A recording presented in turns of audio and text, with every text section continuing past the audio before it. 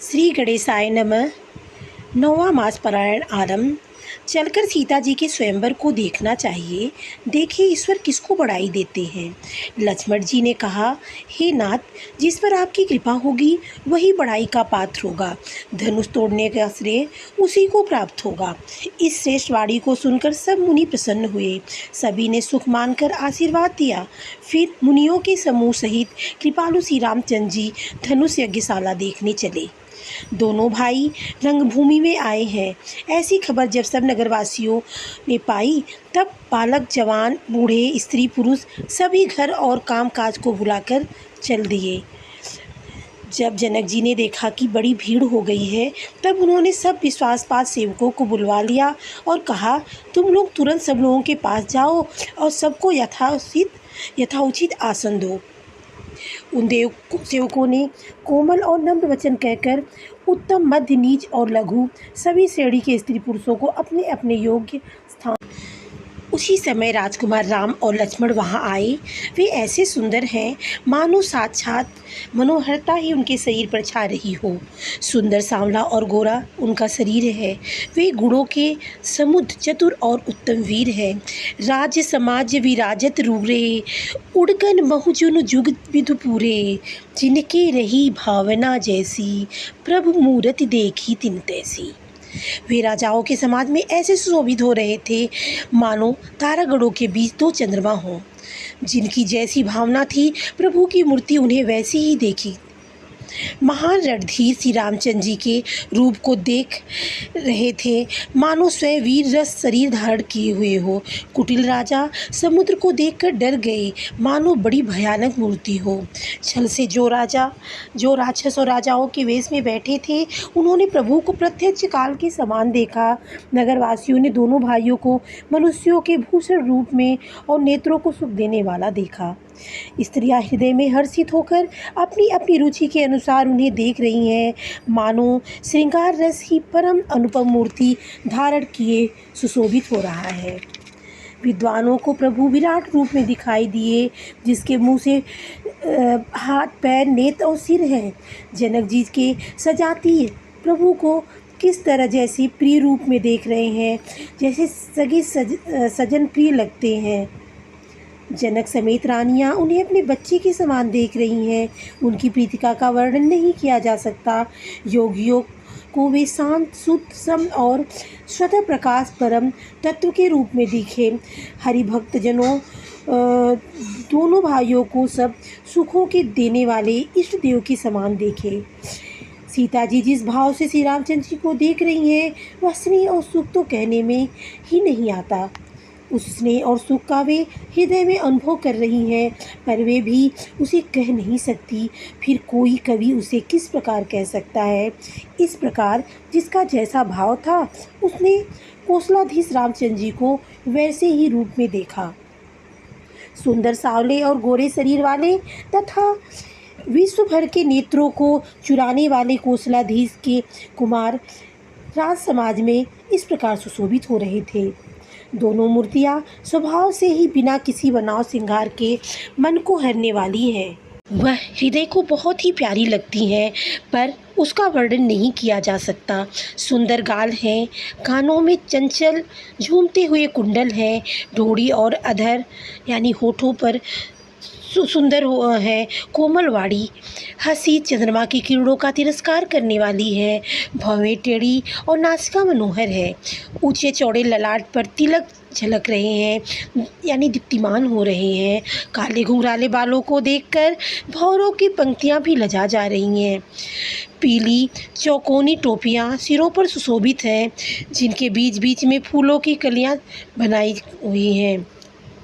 शंख के समान सुंदर गोल गले में मनोहर 3 रेखाएं हैं जो मानो तीनों लोकों की सुंदरता की सीमा को बता रही हैं। हृदयों पर गजमुक्ताओं की सुंदर कंठी और तुलसी की मालाएं सुशोभित हैं। उनके कंधे बैलों के कंधे की तरह ऊंचे तथा पुष्ट हैं। एड़ यानी खड़े होने की शान सिंह की सी है और भुजाएं विशाल एवं बल की भंडार है। कमर में तरकस और पीताम्बर बांधे हैं। दाहिने हाथों में बाण, बाएं हाथों कंधों पर धनुष तथा पीले यज्ञोपवीत यानी जनेऊ उनके कंधे पर सुशोभित हो रहे हैं। नख से लेकर शिखा तक सब अंग सुंदर हैं। उन पर सब महान शोभा छाई हुई है। उन्हें देखकर सब लोग सुखी हुए। नेत्र एकटक है और तारे भी नहीं चलते। जनक जी दोनों भाइयों को देखकर हर्षित हुए। तब उन्होंने जाकर मुनि के चरण कमल पकड़ लिए, विनती करके अपनी कथा सुनाई और मुनि को सारी रंगभूमि यानी यज्ञशाला दिखलाई। मुनि के साथ दोनों श्रेष्ठ राजकुमार जहाँ जहाँ जाते हैं वहाँ वहाँ सब कोई आश्चर्यचकित होकर देखने लगते हैं। सबने राम जी को अपनी ओर ही मुख किए हुए देखा, परंतु इसका कुछ भी विशेष रहस्य कोई नहीं जान सका। मुनि ने राजा से कहा, रंगभूमि की रचना बड़ी सुंदर है। विश्वामित्र जैसे ही निष्क्रिय, विरक्त और ज्ञानी मुनि से रचना की प्रशंसा सुनकर राजा प्रसन्न हुए और उन्हें बड़ा सुख मिला। सब सज्जनों में से एक मंच अधिक सुंदर, उज्ज्वल और विशाल था। स्वयं राजा ने मुनि सहित दोनों भाइयों को उस पर बैठाया। प्रभु को देखकर सब राजा हृदय में ऐसे हार गए यानी ऐसे निराश उदासीन हो गए जैसे पूर्ण चंद्रमा के उदय होने पर तारे प्रकाशहीन हो जाते हैं। उनके तेज को देखकर सबके मन में ऐसा विश्वास हो गया कि रामचंद्र जी ही धनुष को तोड़ेंगे, जिसमें संदेह नहीं है। इधर उनके रूप को देखकर सबके मन में यह निश्चय हो गया कि शिवजी के विशाल धनुष को जो संभव है न टूट सके, बिना तोड़े भी सीता जी श्री रामचंद्र जी के ही गले में जयमाला डालेंगी, अर्थात दोनों तरह से ही हमारी हार होगी और विजय श्री रामचंद्र जी के हाथ रहेगी। यूँ सोचकर वे कहने लगे, हे भाई, ऐसा विचार कर यश, प्रताप, बल और तेज गंवाकर अपने अपने घर चलो। दूसरे राजा जो अविवेक से अंधे हो रहे थे और अभिमानी थे, यह बात सुनकर बहुत हंसे। उन्होंने कहा, धनुष तोड़ने पर ही सीता ही विवाह होना कठिन है, अर्थात सहज ही में हम जानकी को हाथ से जाने नहीं देंगे। फिर बिना तोड़े तो राजकुमारी को ब्याह ही कौन सकता है। काल ही क्यों न हो, एक बार तो सीता जी के लिए उसे भी हम युद्ध कर पर जीत लेंगे। यह घमंड की बात सुनकर दूसरे राजा जो धर्मात्मा, हरिभक्त और सयाने थे, मुस्कुराए। उन्होंने कहा, राजाओं की गर्व दूर करके जो धनुष किसी से नहीं टूट सकेगा, उसे तोड़कर श्री रामचंद्र जी सीता को ब्याहेंगे। रही युद्ध की बात, सो महाराज दशरथ के रण में बाकी पुत्रों का युद्ध में तो जीत ही कौन सकता है। गाल बजाकर व्यर्थ ही मत कम मरो, मन के लड्डुओं को भी कहीं भूख बुझती है। हमारी परम पवित्र निष्कपट सीख को सुनकर सीता जी को अपने जी में साक्षात जगत जननी समझो। पत्नी रूप में पाने की आशा एवं लालसा छोड़ दो और श्री रघुनाथ जी को जगत का पिता परमेश्वर विचार कर नेत्र भर कर उनकी छवि देख लो। ऐसा अवसर बार बार नहीं मिलेगा। सुंदर, सुख देने वाले और समस्त गुणों की राशि ये दोनों भाई शिव जी के हृदय में बसने वाले हैं। स्वयं शिव जी भी उन्हें सदा हृदय में छिपाए रखते हैं। वे तुम्हारे नेत्रों के सामने आ गए हैं। समीप आए हुए भगवत दर्शन रूप अमृत के समुद्र को छोड़कर तुम जगत जननी जानकी को पत्नी रूप में पाने की दुराशारूप मिथ्या मृगजल को देखकर दौड़कर क्यों मरते हो। फिर भाई, जिसको जो अच्छा लगे वही जाकर करो। हमने तो श्री रामचंद्र जी के दर्शन करके आज जन्म लेने का फल पा लिया, जीवन और जन्म को सफल कर लिया। ऐसा कहकर अच्छे राजा प्रेम मग्न होकर श्री राम जी का अनुपम रूप देखने लगे। मनुष्यों की तो बात ही क्या, देवता लोग भी आकाश से विमानों पर चढ़े हुए दर्शन कर रहे हैं और सुंदर गान करते हुए फूल बरसा रहे हैं। तब सुअवसर जानकर जानकी जी ने सीता जी को बुला भेजा। सब चतुर और सुंदर सखियाँ आदरपूर्वक उन्हें लिवा चली। रूप और गुणों की खान जगत जननी जानकी जी को शोभा का वर्णन नहीं हो सकता। उनके लिए मुझे काव्य की सब उपमाएं तुच्छ लगती हैं, क्योंकि वे लौकिक स्त्रियों के अंगों से अनुराग रखने वाली अर्थात वे जगत की स्त्रियों के अंगों को दी जाती हैं। काव्य की उपमाएं सब त्रिगुणात्मक माइक जगत से ली गई हैं। उन्हें भगवान की स्वरूप शक्ति श्री जानकी जी के अप्राकृत चिन्मय अंगों के लिए प्रयुक्त करना, उनका अपमान करना और अपने को उपहासास्पद बनाना है।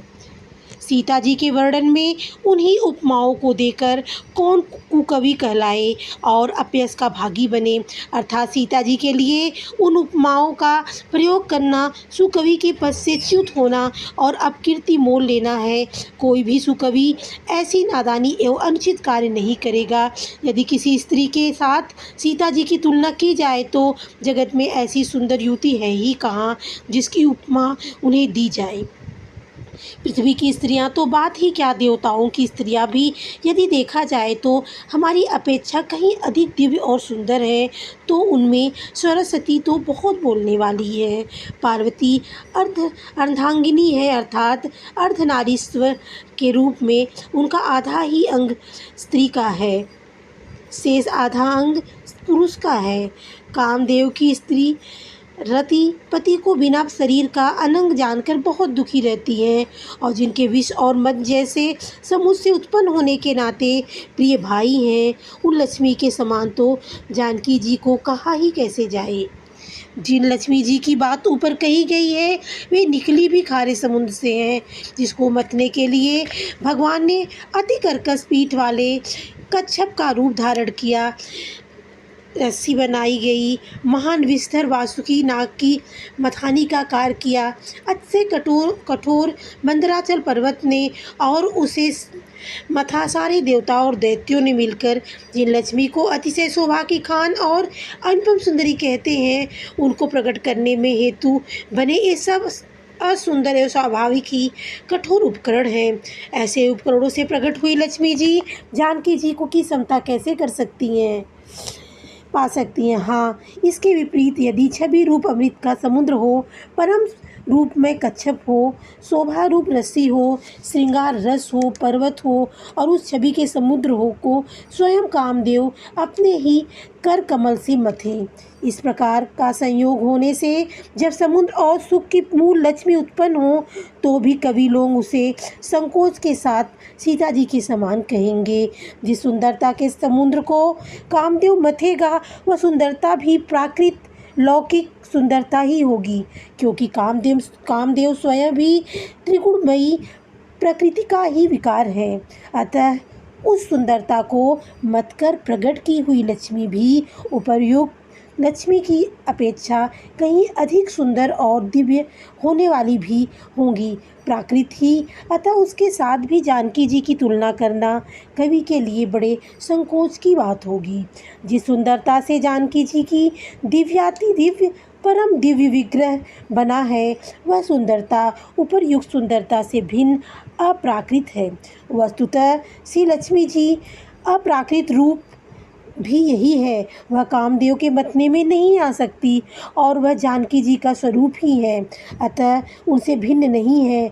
और उपमा दी जाती है कि भिन्न वस्तु के साथ इसके अतिरिक्त जानकी जी प्रकट हुई हैं। स्वयं अपनी महिमा से उन्हें प्रकट करने के लिए किसी भिन्न उपकरण की अपेक्षा नहीं है, अर्थात शक्तिमान से अभिन्न अद्वैत तत्व है, अतएव अनुपमेय है। यही गूढ़ दार्शनिक तत्व भक्त शिरोमणि कवि ने इस अभूतोपमाल अलंकार के द्वारा बड़ी सुंदरता से व्यक्त किया है। सयानी सखियाँ सीता जी को साथ लेकर मनोहर वाणी से गीत गाती हुई चली। सीता जी के नवल शरीर पर सुंदर साड़ी सुशोभित है। जगत जननी की महान छवि अतुलनीय है। सब आभूषण अपनी अपनी जगह पर शोभित हैं, जिन्हें सखियों ने अंग अंग में भली भांति सजाकर पहना है। जब सीता जी ने रंगभूमि में पैर रखा तब उनका दिव्य रूप देखकर स्त्री पुरुष सभी मोहित हो गए। देवताओं ने हर्षित होकर नगाड़े बजाए और पुष्प बरसाए। अप्सराएं गाने लगी। सीता जी के कर कमलों में जयमाला सुशोभित है। सब राजा चकित होकर अचानक ही उनकी ओर देखने लगे। सीता जी चकित चित्त से श्री राम जी को देखने लगी। तब सब राजा लोग मोह के बस हो गए। सीता जी ने मुनि के पास बैठे हुए दोनों भाइयों को देखा तो उनके नेत्र अपना खजाना पाकर ललचाकर वहीं श्री राम जी के यहाँ जा लगे। परंतु गुरुजनों की लाज से तथा बहुत बड़े समाज को देखकर सीता जी सकुचा गईं। वे श्री रामचंद्र जी को हृदय में लाकर सखियों की ओर देखने लगी। श्री रामचंद्र जी का रूप और सीता जी की छवि देखकर स्त्री पुरुषों ने पलक मारना छोड़ दिया। सब एकटक उन्हीं को देखने लगे। सभी अपने मन में सोचते हैं पर कहते सकुचाते हैं। मन ही मन में विधाता से विनय करते हैं। हे विधाता, जनक की मूर्ता को शीघ्र हर लीजिए और हमारी ही ऐसी सुंदर बुद्धि उन्हें दीजिए कि जिससे बिना ही विचार किए राजा अपना पर्ण छोड़कर सीता जी का विवाह रामचंद्र जी से कर दे। संसार उन्हें भला कहेगा, क्योंकि यह बात सब किसी को अच्छी नहीं लगती। हट करने से अंत में ही हृदय जलेगा। सब लोग इसी लालसा में मग्न हो रहे हैं कि जानकी जी के योग वर तो यह सांवला ही है। तब राजा ने जनक ने बंदी जनों को बुलाया। वे विरुदावली यानी वंश की कीर्ति गाते हुए चले आए। राजा ने कहा, जाकर मेरा पढ़ सबको कहो। भाट चले उनके हृदय में कम आनंद न था। भाटों ने श्रेष्ठ वचन कहा, हे पृथ्वी की पालना करने वाले सब राजागण सुनिए। हम अपनी भुजा उठाकर जनक जी को विशाल प्रण कहते हैं। राजाओं की भुजाओं का बल चंद्रमा है। शिव जी का धनुष राहु है। वह भारी है, कठोर है, यह सबको विदित है। बड़े भारी योद्धा रावण और बाणासुर भी इस धनुष को देखने चुपके से चलते बने। उसे उठाना तो दूर रहा, छूने तक की हिम्मत न हुई। उसी शिव जी के कठोर धनुष को आज इस राजसभा में जो भी तोड़ेगा तो तीनों लोगों की विजय के साथ ही उसकी को जानकी जी बिना किसी विचार के हठपूर्वक वर्ण करेंगी। प्रण सुनकर सब राजा ललचा उठे। जो वीरता के अभिमानी थे वे मन में बहुत ही तमतमाए, कमर कसकर अकुलाकर उठे और अपने इष्ट देवों को सिर नवाकर चले। वे तमक कर बड़ी ताव से शिव जी के धनुष की ओर देखते और फिर निगाह जमाकर उसे पकड़ते हैं और करोड़ों भांति से जोर लगाते हैं, पर वह उठता ही नहीं। जिन राजाओं के मन में कुछ विवेक है वे धनुष के पास ही नहीं जाते। वे मूर्ख राजा तमक कर यानी किटकिटा कर धनुष को पकड़ते हैं, परंतु जब नहीं उठता तो लजाकर चले जाते हैं। मानो वीरों की भुजाओं का बल पाकर वह धनुष अधिक अधिक भारी होता जा रहा है। तब 10,000 राजा एक ही बार धनुष को उठाने लगे तो भी वह उनके टाले नहीं टलता। शिव जी का वह धनुष कैसे नहीं दिखता था, जैसे कामी पुरुषों के वचनों में सती का मन कभी चलायमान नहीं होता। अब राजा उपहास के योग्य हो गए, जैसे वैराग्य के बिना सन्यासी उपहास के योग्य हो जाता है। कीर्ति, विजय, बड़ी वीरता, इन सबको वे धनुष के हाथों बरबस हार कर चले गए। राजा लोग हृदय से हार कर श्रीहीन हो गए यानी हतप्रत हो गए और अपने अपने समाज में जा बैठे। राजाओं को असफल देखकर जनक अकुला उठे और ऐसे वचन बोले जो मानो क्रोध में सने हुए थे। मैंने तो प्रण ठाना था। उसे सुनकर द्वीप द्वीप के अनेकों राजा आए। देवता और दैत्य भी मनुष्य का शरीर धारण करके आए तथा और भी बहुत से रणधीर वीर आए, परंतु धनुष को तोड़कर मनोहर कन्या, बड़ी विजय और अत्यंत सुंदर कीर्ति को पाने वाला मानो ब्रह्मा ने किसी को रचा ही नहीं है। कहिए यह लाभ किसको अच्छा नहीं लगता, परंतु किसी ने भी शंकर जी का धनुष नहीं चढ़ाया। अरे भाई, चढ़ाना और तोड़ना तो दूर रहा, कोई तिल भर भूमि भी छुड़ा न सका। अब कोई वीरता का अभिमानी नाराज न हो। मैंने जान लिया पृथ्वी वीरों से खाली हो गई है। अब आशा छोड़कर अपने अपने घर जाओ। ब्रह्मा ने सीता का विवाह लिखा ही नहीं है, यदि प्रण छोड़ता हूँ तो पुण्य जाता है, इसीलिए क्या करूँ, कन्याकुमारी ही रहे। यदि मैं जानता कि पृथ्वी वीरों से शून्य है तो प्रण करके उपहास का पात्र न बनता। जनक के वचन सुनकर सभी स्त्री पुरुष जनक जी की ओर देखने लगे और दुखी हुए, परंतु लक्ष्मण जी थमथमा उठे। उनकी भौहें टेढ़ी हो गई, होठ फड़फड़ाने लगे और नेत्र क्रोध से लाल हो गए। श्री रघुवीर जी के डर से कुछ कह तो सकते नहीं, पर जनक के वचन उन्हें बाढ़ से लगे। जब न रह सके तब श्री रामचंद्र जी के चरण कमलों में सिर नवाकर वे यथार्थ वचन बोले। रघुवंशियों में कोई भी जहाँ होता है उस समाज में ऐसे वचन कोई नहीं कहता जैसे अनुचित वचन रघुकुल शिरोमणि श्री रामचंद्र जी की उपस्थिति में जानते हुए भी जनक जी कहे हैं। ए सूर्य कुल रूपी कमल के सूर्य सुनिए, मैं स्वभाव से कहता हूँ तुम अभिमान करके नहीं, यदि आपकी आज्ञा पाऊँ तो मैं ब्रह्मांड को गेंद की तरह उठा लूँ और उसे कच्चे घड़े की तरह फोड़ डालूं। मैं सुमेरु पर्वत को मूली की तरह तोड़ सकता हूँ। हे भगवान, आपके प्रताप की महिमा से यह बेचारा पुराना धनुष तो कौन सी चीज़ है। ऐसा जानकर हे नाथ आज्ञा हो तो कुछ खेल करूँ। उसे भी देखिए, धनुष को कमल की डंडी की तरह चढ़ाकर उसे 100 योजन तक दौड़ा चला जाऊँ। हे नाथ, आपके प्रताप के बल से धनुष को कुकुरमुत्ते यानी बरसाती छत्ते की तरह तोड़ दूं।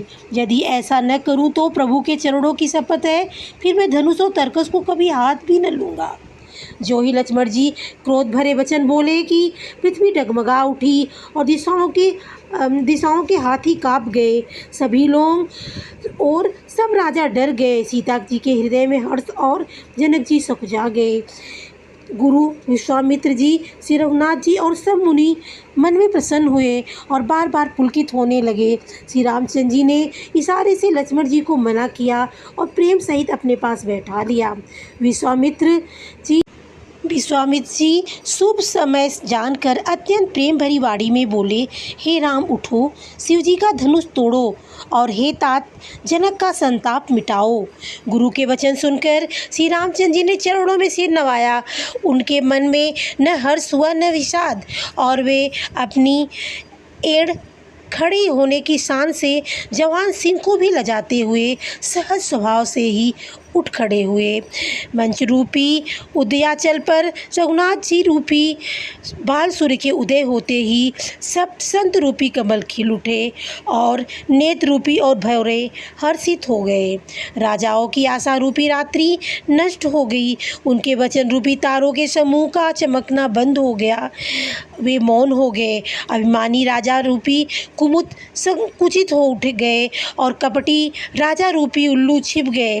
मुनि और देवता रूपी चकवे शोक रहित हो गए। वे फूल बरसाकर अपनी सेवा प्रकट कर रहे हैं। प्रेम सहित गुरु के चरणों की वंदना करके श्री रामचंद्र जी ने मुनियों से आज्ञा मांगी। समस्त जगत के स्वामी श्री रामचंद्र जी सुंदर मतवाले श्रेष्ठ हाथी किसी चाल से स्वाभाविक ही चले। श्री रामचंद्र जी के चलते ही नगर भर के सब स्त्री पुरुष सुखी हो गए और उनके शरीर रोमांच से भर गए। उन्होंने पितर और देवताओं की वंदना करके अपने पुण्यों का स्मरण किया। यदि हमारे पुण्यों में कुछ भी प्रभाव है तो हे गणेश गोसाई, रामचंद्र जी शिव जी के धनुष को कमल की डंडी की भांति तोड़ डालें। श्री रामचंद्र जी वात्सल्य प्रेम के साथ देखकर और सखियों को समीप बुलाकर सीता जी की माता स्नेहवश विलक कर विलाप करती हुई ये वचन बोली, हे सखी, ये जो हमारे हितु कहलाते हैं वे भी सब तमाशा देखने वाले हैं। कोई भी इनके गुरु विश्वामित्र को समझाकर नहीं कहता ये बालक है, इनके लिए ऐसा हट अच्छा नहीं। जो धनुष रावण और बाण जैसे जग द्विजयी वीरों ने हिलाए न हिल सका, उसे तोड़ने के लिए मुनि विश्वामित्र का राम जी को आज्ञा देना और राम जी का उसे तोड़ने के लिए चल देना रानी को हट जान पड़ता था। इसीलिए वे कहने लगी कि गुरु विश्वामित्र को कोई समझाता भी नहीं है। रावण और बाणासुर ने जिस धनुष को छुआ तक नहीं और सब राजा घमंड करके हार गए, वही धनुष इस सुकुमार राजकुमार के हाथ में दे रहे हैं। हंस के बच्चे भी कहीं मंदराचल पहाड़ उठा सकते हैं। और तो कोई समझदार कहे या नहीं, राजा तो उस बड़े समझदार और ज्ञानी है। उन्हें तो गुरु को समझाने की चेष्टा करनी चाहिए, परंतु मालूम होता है राजा का भी सारा सयानापन समाप्त हो गया है। हे सखी, विधाता की गति कुछ जानने में नहीं आती। यो कहकर रानी चुप हो गई। तब एक चतुर राम जी के महत्व को जानने वाली सखी कोमलवाड़ी से बोली, हे रानी, तेजवान को देखने में छोटा होने पर भी छोटा नहीं गिनना चाहिए। कहाँ घड़े से उत्पन्न होने वाले छोटे से मुनि अगस्त्य और कहाँ अपार समुद्र, किंतु उन्होंने उसे सोख लिया जिसका सुयश सारे संसार में छाया हुआ है। सूर्यमंडल देखने में छोटा लगता है, पर उसके हृदय उदय होते ही तीनों लोगों का अंधकार भाग जाता है। उनके बस में ब्रह्मा, विष्णु, शिव और सभी देवता हैं। वह मंत्र अत्यंत छोटा होता है। महान मतवाले गजराज को छोटा सा अंकुश वश में कर लेता है। कामदेव ने फूलों का ही धनुष बाण लेकर समस्त लोगों को अपने वश में कर रखा है। हे देवी, ऐसा जानकर संदेह त्याग दीजिए। हे रानी, सुनिए, रामचंद्र जी धनुष को अवश्य ही तोड़ेंगे। सखी के वचन सुनकर रानी को विश्वास हो गया। उनकी उदासी मिट गई और श्री राम जी के प्रति उनका प्रेम अत्यंत बढ़ गया। उस समय श्री रामचंद्र जी को देखकर सीता जी भयभीत हृदय से जिस देवता से विनती कर रही हैं, वे व्याकुल होकर मन ही मन मना रही हैं, हे महेश भवानी, मुझ पर प्रसन्न होइए। मैंने आपकी जो सेवा की है उसे सफल कीजिए और मुझ पर स्नेह करके धनुष के भारीपन को हर लीजिए। हे गणों के नायक, वर देने वाले देवता गणेश जी, मैंने आज ही के लिए तुम्हारी सेवा की थी। बार बार मेरी विनती सुनकर धनुष का भारीपन बहुत ही कम कर दीजिए। श्री रघुनाथ जी की ओर देख देख कर सीता जी धीरज धरकर देवताओं को मना रही हैं। उनके नेत्रों में प्रेम के आंसू भरे हुए हैं और शरीर में रोमांच हो रहा है। अच्छी तरह नेत्र भरकर श्री राम जी को की शोभा देखकर फिर पिता के प्रण का स्मरण करके सीता जी का मन क्षुब्ध हो उठा। वे ही मन कहने लगी, ओहो, पिताजी ने बड़ा ही कठिन हठ ठाना है। वे लाभ हानि कुछ भी नहीं समझ रहे हैं। मंत्री डर रहे हैं, इसीलिए कोई उन्हें सीख भी नहीं देता। पंडितों की सभा में यह बड़ा अनुचित हो रहा है। कहाँ तो वज्र से भी बढ़कर कठोर धनुष और कहाँ एक कोमल शरीर किशोर श्याम सुंदर। हे विधाता, मैं हृदय में किस तरह धीरज धरूं? सिरस के फूल के कड़ से कहीं हीरा छेदा जा सकता है? सारी सभा की बुद्धि भोली हो गई है, सारे लोग बावले हो गए हैं। अतः हे शिव जी के धनुष, अब तो मुझे तुम्हारा ही आसरा है। तुम अपनी जड़ता लोगों को डालकर श्री रघुनाथ जी के सुकुमार शरीर को देखकर उतने ही हल्के हो जाओ। इस प्रकार सीता जी के मन में बड़ा संताप हो रहा है। निमेष का एक लव अंश भी 100 युगों के समान बीत रहा है। प्रभु श्री रामचंद्र जी को देखकर फिर पृथ्वी की ओर देखते हुए सीता जी के चंचल नेत्र इस प्रकार शोभित हो रहे हैं, मानो चंद्रमंडल रूपी डोल में कामदेव जी की 2 मछलियां खेल रही हैं। सीता जी की वाड़ी रूपी भ्रमरी को उनके मुख रूपी कमल ने रोक रखा है। लाज रूपी स्त्री को देखकर वह प्रकट नहीं हो रही है। नेत्रों का जल नेत्रों के कोने में ही रह जाता है, जैसे बड़े भारी कंजूस का सोना कोने में ही गड़ा रह जाता है। अपनी बड़ी हुई व्याकुलता जानकर सीता जी सकुचा गई और धीरज धरकर हृदय में विश्वास ले आई कि यदि तन मन और वचन से मेरा प्रण सच्चा है और श्री रघुनाथ जी के चरण कमलों में मेरा चित्त वास्तव में अनुरक्त है, तो सबके हृदय में निवास करने वाले भगवान मुझे रघुश्रेष्ठ श्री रामचंद्र जी की दासी अवश्य बनाएंगे। जिसका जिस पर सच्चा स्नेह होता है वह उसे मिलता ही है, इसमें कुछ भी संदेह नहीं है।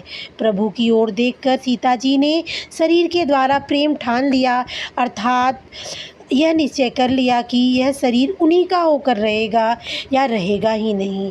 कृपा निधान श्री रामचंद्र जी सब जान गए। उन्होंने सीता जी की ओर देखकर धनुष की ओर कैसे ताका जैसे गरुड़ जी छोटे से सांप की ओर देखते हैं। इधर जब लक्ष्मण जी ने देखा कि रघुकुलमणि श्री रामचंद्र जी ने शिव जी के धनुष की ओर ताका है तो वे शरीर से पुलकित हो ब्रह्मांड को चरणों में दबाकर निम्नलिखित वचन बोले। हे दिग्गजों, हे कच्छप, हे शेष, हे वराह, धीरज धरकर पृथ्वी को थामे रखो जिसमें यह हिलने न पावे। श्री रामचंद्र जी शिव के धनुष को तोड़ना चाहते हैं।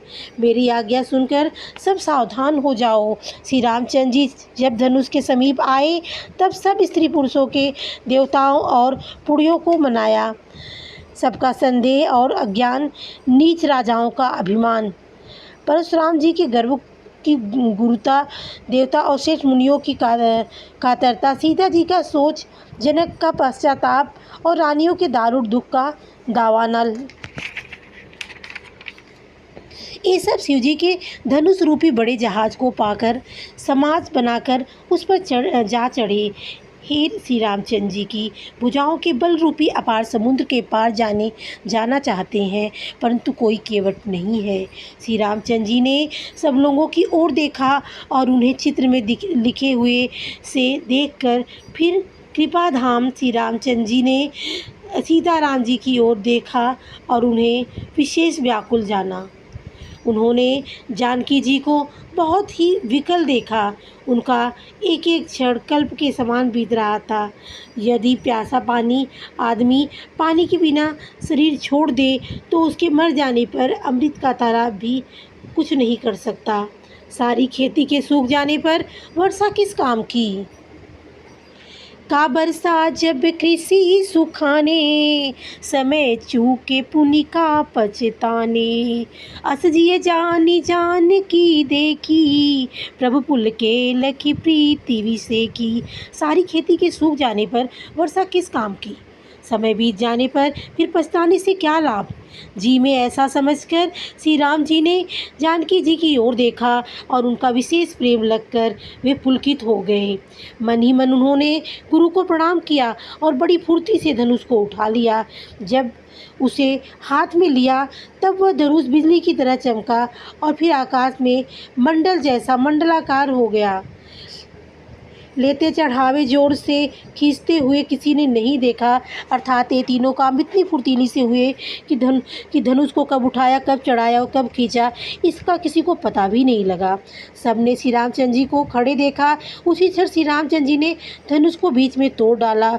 भयंकर कठोर ध्वनि से सब लोक भर गया। घोर कठोर शब्द से सब लोग भर गया। सूर्य के घोड़े मार्ग छोड़कर चलने लगे, दिग्गज चिघाड़ने लगे, धरती डोलने लगी। शेष वराह और कच्छप कलमला उठे। देवता, राक्षस और मुनि कानों पर हाथ रखकर सब व्याकुल होकर विचारने लगे। तुलसीदास जी कहते हैं, जब सबको निश्चय हो गया कि श्री रामचंद्र जी ने धनुष को तोड़ डाला तब सब श्री रामचंद्र जी की जय बोलने लगे। शिव जी का धनुष जहाज है और श्री रामचंद्र जी की भुजाएं सब समुद्र है। धनुष टूटने से वह सारा समाज डूब गया जो मोहवश पहले इस जहाज पर चढ़ा था, जिसका वर्णन ऊपर आया है। प्रभु ने धनुष के दोनों टुकड़े पृथ्वी पर डाल दिए। यह देखकर सब लोग सुखी हुए। विश्वामित्र रूपी पवित्र समुद्र में, जिसमें प्रेम रूपी सुंदर अथाह जल भरा है, राम रूपी पूर्णचंद्र को देखकर पुलकावली रूपी भारी लहरें बढ़ने लगी। आकाश में बड़े जोर से नगाड़े बजने लगे। देवांगनाएं गान करके नाचने लगी। ब्रह्मा आदि देवता, सिद्ध और मुनीश्वर लोग प्रभु की प्रशंसा करने लगे और आशीर्वाद दे रहे हैं। वे रंग बिरंगे फूल और मालाएं बरसा रहे हैं। सारे ब्रह्मांड में जय जयकार की ध्वनि छा गई, जिसमें धनुष टूटने की ध्वनि जान ही नहीं पड़ती। जहाँ तहाँ स्त्री पुरुष प्रसन्न होकर कह रहे हैं कि श्री रामचंद्र जी ने शिव जी के भारी धनुष को तोड़ डाला। धीर बुद्धि वाले भाट, मागध और सूत लोग बिरुदावली कीर्ति का बखान कर रहे हैं। सब लोग घोड़े, हाथी, धन, मणि और वस्त्र निछावर कर रहे हैं। झांझ, मृदंग, शंख, शहनाई, भेरी, ढोल और सुहावने नगाड़े आदि बहुत प्रकार के सुंदर बाजे बज रहे हैं। जहाँ तहाँ युवतियाँ मंगल गीत गा रही हैं। सखियों सहित रानी अत्यंत हर्षित हुई, मानो सूखते हुए धान पर पानी पड़ गया हो। जनक जी ने सोच त्याग कर सुख प्राप्त किया, मानो तैरते तैरते थके हुए पुरुष ने था पाली हो। धनुष टूट जाने पर राजा लोग ऐसे श्रीहीन हो गए, ऐसे निस्तेज हो गए, जैसे दिन में दीपक की शोभा जाती रही हो। सीता जी का सुख किस प्रकार वर्णन किया जाए, जैसे चातकी स्वाति का जल पा गई हो। श्री राम जी को लक्ष्मण जी किस प्रकार देख रहे हैं, जैसे चंद्रमा को चकोर का बच्चा देख रहा हो। तब सतानंद जी ने और सीता जी ने श्री राम जी के पास गमन किया। साथ में सुंदर चतुर सखियाँ मंगलाचार के गीत गा रही हैं। सीता जी बाल हंसनी की चाल से चलती हुई, उनके अंगों में अपार शोभा है। सखियों के बीच में सीता जी ऐसे सुशोभित हो रही थी, जैसे बहुत सी छवियों के बीच में महाछवि हो। कर कमल में सुंदर जयमाला है, जिसमें विश्व विजय की शोभा छाई हुई है। सीता जी के शरीर में संकोच है, पर मन में परम उत्साह है। उनका यह गुप्त प्रेम किसी को जान नहीं पड़ रहा है। समीप जाकर श्री राम जी की ओर देखकर राजकुमारी सीता जी चित्र में लिखी सी रह गई। चतुर सखी ने यह दशा देखकर समझाकर कहा, सुहावनी जयमाला पहनाओ। यह सुनकर सीता जी ने दोनों हाथ से माला उठाई, पर प्रेम के विवश होने से पहनाई नहीं जाती थी। उस समय उनके हाथ ऐसे सुशोभित हो रहे थे, मानो डंडियों सहित दो कमल चंद्रमा को डरती हुई जयमाला दे रहे हों। उस छवि को देखकर सखियाँ गाने लगी। तब सीता जी ने श्री रामचंद्र जी के गले में जयमाला पहना दी। श्री रघुनाथ जी के हृदय पर जयमाला देखकर देवता फूल बरसाने लगे। समस्त राजागण इस प्रकार सकुचा गए, मानो सूर्य को देखकर कुमुदों का समूह सिकुड़ गया हो। नगर और आकाश में बाजे बजने लगे। दुष्ट लोग उदास हो गए और सज्जन लोग सब प्रसन्न हो गए। देवता, किन्नर, समुद्र, नाग और मुनीश्वर जय जयकार करके आशीर्वाद दे रहे हैं। देवताओं की स्त्रियां नाचती गाती हैं, बार बार हाथों से पुष्पों की अंजलियां छूट रही हैं।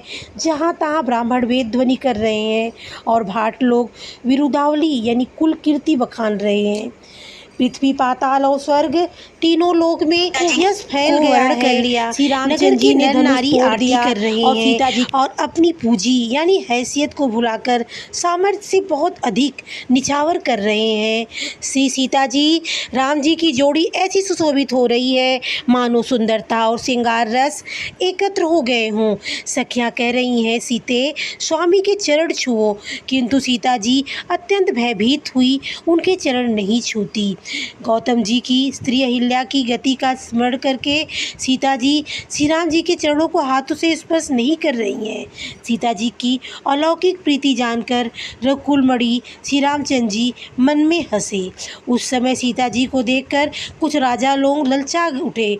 वे दुष्ट, कपूत और मूढ़ राजा मन में बहुत तमतमाए। वे अभागे उठ उठकर कवच पहनकर जहाँ तहाँ गाल बजाने लगे। कोई कहते हैं, सीता को छीन लो और दोनों भाइयों को पकड़कर बांध लो, परंतु छोड़ने से ही चाह न सरेगी, पूरी होगी। हमारे जीते जी राजकुमारी को कौन ब्याह सकता है। यदि जनक कुछ सहायता करे तो युद्ध में दोनों भाइयों सहित उसे भी जीत लो। ये वचन सुनकर साधु राजा बोले, इस निर्लज्ज राज समाज को देखकर तो लाज भी लजा गई। अरे तुम्हारा बल, प्रताप, वीरता, बड़ाई और नाक यानी प्रतिष्ठा तो मनुष्य के साथ ही चली गई। वही वीरता थी कि अब कहीं से मिली है। ऐसी दुष्ट बुद्धि है, तभी तो विधाता ने तुम्हारे मुखों पर कालिख लगा दी। ईर्ष्या, घमंड और क्रोध छोड़कर नेत्र भरकर श्री राम जी की छवि को देख लो। लक्ष्मण के क्रोध को प्रबल अग्नि जानकर उनमें पतंगे मत बनो। जैसे गरुड़ का भाग कौवा चाहे, सिंह का भाग खरगोश चाहे, बिना कारण ही क्रोध करने वाला, अपनी कुशल चाहे, शिव जी से विरोध करने वाला, सब प्रकार की संपत्ति चाहे, लोभी लालची, सुंदर कीर्ति चाहे, कामी मनुष्य, निष्कलंकता चाहे तो क्या पा सकता है। और जैसे श्री हरि के चरणों में विमुख मनुष्य परम गति चाहे। हे राजाओं, सीता के लिए तुम्हारा लालच भी वैसा ही व्यर्थ है। कोलाहल सुनकर सीता जी शंकित हो गई। तब सखियाँ उन्हें वहाँ ले गई जहाँ रानी सीता जी की माता थी। श्री रामचंद्र जी मन में सीता जी के प्रेम का बखान करते हुए स्वाभाविक चाल से गुरु जी के पास चले। रानियों सहित सीता जी दुष्ट राजाओं के दुर्वचन सुनकर सोच के बस में है कि न जाने विधाता अब क्या करने वाले हैं। राजाओं के वचन सुनकर लक्ष्मण जी इधर उधर ताकते हैं, किंतु श्री रामचंद्र जी के डर से कुछ नहीं बोल सकते।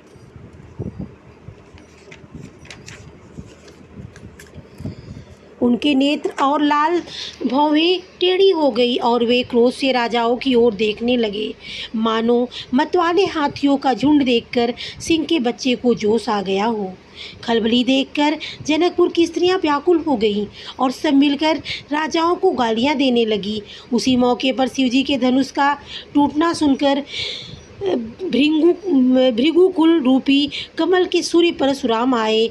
उन्हें देखकर सब राजा सकुचा गए, मानो बाज के झपटने पर बटेर लुक हो गए। गोरे शरीर विभूति यानी भस्म बड़ी फब रही है और विशाल ललाट त्रिपुंड विशेष शोभा दे रहा है। सिर पर जटा है, सुंदर मुखचंद क्रोध के कारण कुछ लाल हो गया है। भौवें टेढ़ी और आंखें क्रोध से लाल है। सहज ही देखते ही तो भी ऐसा जान पड़ता है मानो क्रोध कर रहे हों। बैल के समान ऊंचे और पुष्ट कंधे हैं, छाती और भुजाएं विशाल है। सुंदर यज्ञोपवीत धारण किए राजा माला पहने और मृग चर्म लिए, कमर में मुनियों का वस्त्र वलकल और 2 चरकस बांधे हैं। हाथ में धनुष बाण और सुंदर कंधे पर फरसा धारण किए हैं। शांत वेश है, परंतु करनी बहुत कठोर है। स्वरूप का वर्णन नहीं किया जा सकता, मानो वीर रस की मुनि का शरीर धारण करके जहाँ सब राजा लोग हैं वहाँ आ गए हों। परशुराम जी का भयानक वेश देखकर सब राजा भय से व्याकुल हो उठ गए कर खड़े हो गए और पिता सहित अपना नाम कहकर सब दंडवत प्रणाम करने लगे। परशुराम जी हित समझकर भी सहज ही जिसकी ओर देख लेते वह समझता है मानो मेरी आयु पूरी हो गई। फिर जनक जी ने आकर सिर नवाया और सीता जी को बुलाकर प्रणाम कराया। परशुराम ने सीता जी को आशीर्वाद दिया। सखियाँ हर्षित हुई और वहाँ सब अधिक देर ठहरना ठीक न समझकर वे सयानी सखियाँ उनको अपनी मंडली में ले गईं। फिर विश्वामित्र जी आकर मिले और उन्होंने दोनों भाइयों को उनके चरण कमलों पर गिराया। विश्वामित्र जी ने कहा, हे राम और लक्ष्मण, राजा दशरथ के पुत्र हैं। उनकी सुंदर जोड़ी देखकर परशुराम जी ने आशीर्वाद दिया। कामदेव के भी मत को छुड़ाने वाले श्री रामचंद्र जी के अपार रूप को देखकर उनके नेत्र स्तभित हो गए। फिर सब लोग सब देखकर जानते हुए भी अनजान की तरह जनक जी से पूछते हैं कि कहो, यह बड़ी भारी भीड़ कैसी है। उनके शरीर में क्रोध छा गया, जिस कारण सब राजा आए हैं। राजा जनक ने वे सब समाचार कह सुनाए। जनक के वचन सुनकर परशुराम जी ने फिर कर दूसरी ओर देखा तो धनुष के टुकड़े पृथ्वी पर पड़े हुए थे। अत्यंत क्रोध में भरकर वे कठोर वचन में बोले, रे मूर्ख जनक, बता धनुष किसने तोड़ा? उसे शीघ्र दिखा, नहीं तो तेरे मूढ़ आज मैं जहाँ तक तेरा राज है वहाँ तक की पृथ्वी पलट दूंगा। राजा को अत्यंत डर लगा, जिसके कारण वे उत्तर नहीं देते। यह देखकर कुटिल राजा मन में बड़े प्रसन्न हुए। देवता मुनि नाग और नगर के स्त्री पुरुष सभी सोच करने लगे, सबके हृदय में बड़ा भय है। सीता जी की माता मन में पछता रही है कि हाय विधाता ने अब बनी बनाई बात बिगाड़ दी। परशुराम जी का स्वभाव सुनकर सीता जी को आधा क्षण भी कल्प के समान बीतने लगा। जब तब श्री रामचंद्र जी सब लोगों को भयभीत देखकर और सीता जी को डरी हुई जानकर बोले। उनके हृदय में न कुछ हर्ष था न विषाद था। मास पारायण 9वां समाप्त। जय श्री राम।